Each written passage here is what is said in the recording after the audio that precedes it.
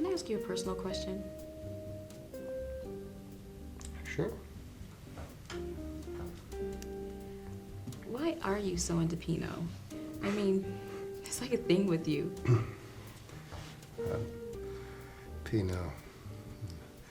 Well, it's hard enough grape to grow, as you know, and it's thin-skinned, temperamental, ripens early.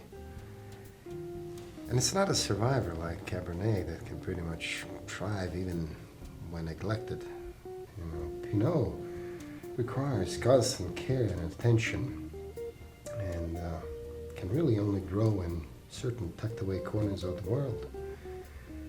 And only the most patient and nurturing growers can really do it.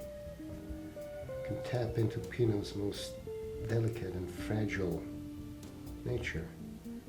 Only when somebody actually gives time enough to get to its true potential can Pinot be coaxed in its true fullest expression. You know. And when that happens, its flavors are most exalting, thrilling, haunting, subtle, ancient in the world. I mean, Cabernet can be exalting and powerful, but for some reason it's prosaic to me, you know, from comparison. How about you? What about me? Why are you into wine? I suppose I originally got into wine through my ex-husband.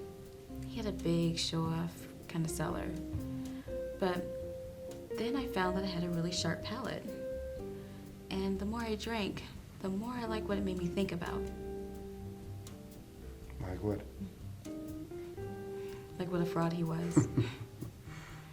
No, but I like to think about the life of wine, how it's a living thing. I like to think about what was going on the year the grapes were growing.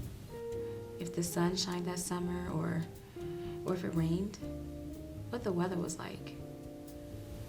I think about all the people who tended and picked the grapes, and if it's a really old wine, how many of them must be dead by now? I love how wine continues to evolve. How if I open a bottle today, it would taste different than any other day, you know? Because a bottle of wine is actually alive. It's constantly gaining complexity and evolving. That is until it peaks, like your 61. And then begins its steady and inevitable decline. And it just tastes so fucking good.